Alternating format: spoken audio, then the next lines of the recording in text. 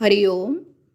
योगदास श्री जयगणेश जोशी यांनी निरूपण केलेले निर्वाण उपनिषद भाग 11.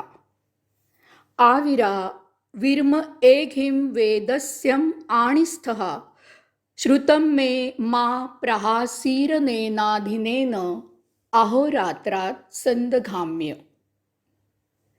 हे स्वयंप्रकाशी परमात्मा, मला दर्शन दे. वाणी आणि मन वेदाभ्यासाचे आधारस्तंभ आहेत. माझ्या वेदाभ्यासाचे रक्षण कर. यातच मी दिवस रात्र व्यतीत असतो. दर्शनाची सिद्धता. आता ऋषी परमात्म्याला तिसरी प्रार्थना करत आहेत की हे स्वयंप्रकाशी परमात्म्या, मला दर्शन दे. ऋषी परमात्म्याला दर्शन द्यायला सांगत आहेत. परमात्म्याकडे जायचं, त्याचं दर्शन घ्यायचं म्हणजे परमात्म्याप्रमाणे शुद्ध आणि पवित्र व्हावं लागतं. यास्तव प्रथम ऋषींनी वाणी आणि मन ओंकारमय, ओंकार स्वरूप होऊ दे अशी प्रार्थना केली. त्यानंतर ओंकारमय वाणी आणि मन एकरूप होऊ दे, वाणी आणि मन एकमेकांना पूरक होऊ दे अशी प्रार्थना केली. अशा प्रकारे शुद्ध आणि पवित्र झाल्यावर ऋषी परमात्म्याला दर्शन द्यायला सांगत आहेत.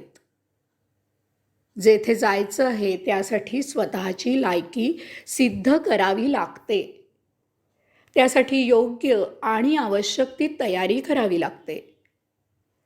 आपण साधं प्रवासाला निघालो तर प्रवासाची तयारी करतो. येथे तर निर्वाणाचा प्रवास आहे. मग हे निर्वाण भौतिक असो किंवा आध्यात्मिक असो, त्यासाठी देहादी इंद्रियांची सिद्धता करावी लागते. म्हणून ऋषी प्रथम शुद्ध आणि पवित्र झाले. आता ते परमात्म्याच्या दर्शनाला योग्य झाले आहेत, सिद्ध झाले आहेत. तो प्रकटच आहे. ऋषी जरी परमात्म्याला दर्शन दे असं म्हणत असले तरी त्याचा अर्थ निराळा आहे. कारण परमात्मा सतत दर्शन देतच असतो. तो नेहमीच प्रकट अवस्थेत असतो. त्याला प्रकट करावा लागत नाही किंवा त्याला प्रकट व्हावं लागत नाही. तो प्रकटच आहे. परमात्मा नाही अशी अवस्था कधीच नसते. तसं झालं तर या विश्वाची चेतनाच थपकेल. सर्वत्र हाहाकार उडेल. विश्व अचेतन होईल, मृत होईल, नष्ट होईल. पण तसं होत नाही, कारण ती दिव्य चेतना विश्वात सतत असते. परमात्म्याला प्रकट करावा लागत नाही. तो नेहमी प्रगटच आहे. याच कारणास्तव ऋषींनी स्वयंप्रकाशी परमात्म्या असं म्हटलं आहे.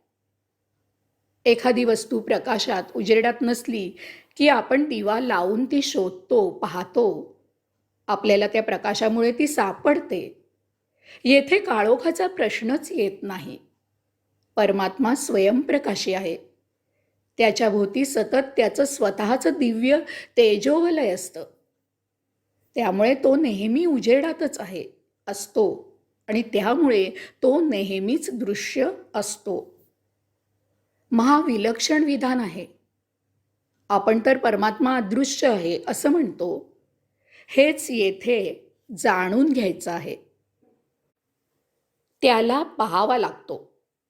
अनेक जण म्हणतात की जर परमात्मा आहे तर तो वाईट लोक जन्माला कशाला घालतो?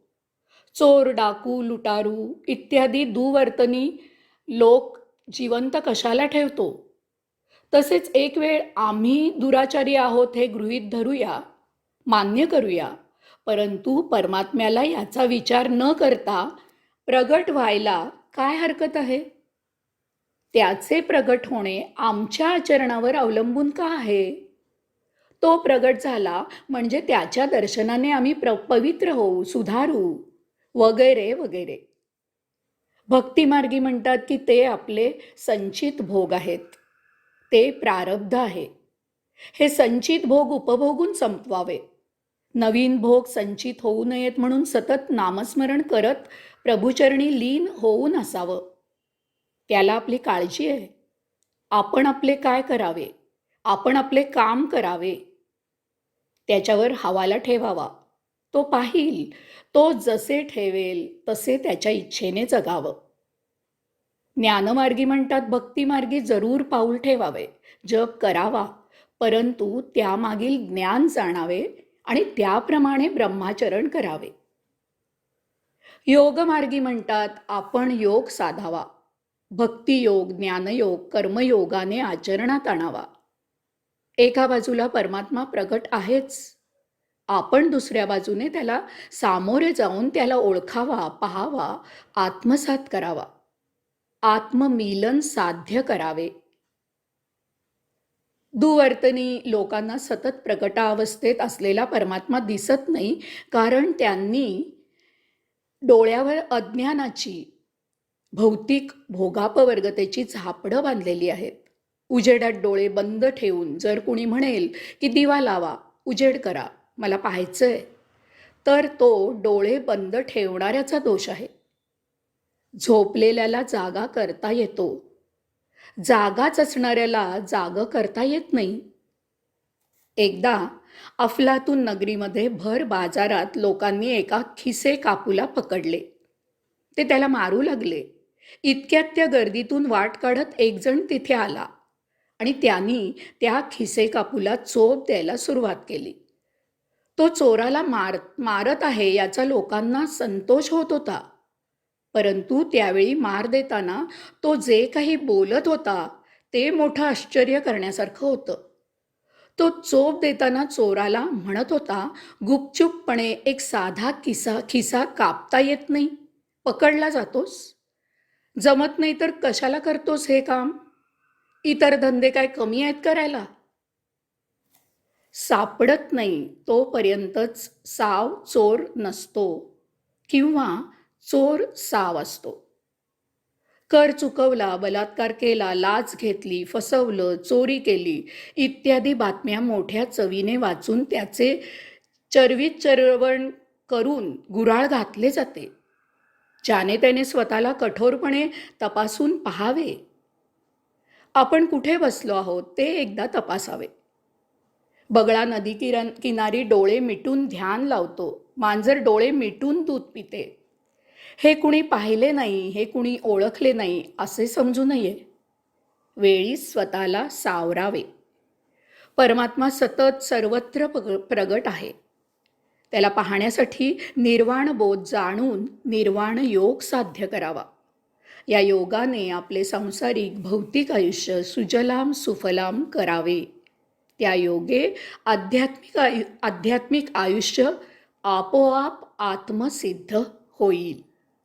हरिओम.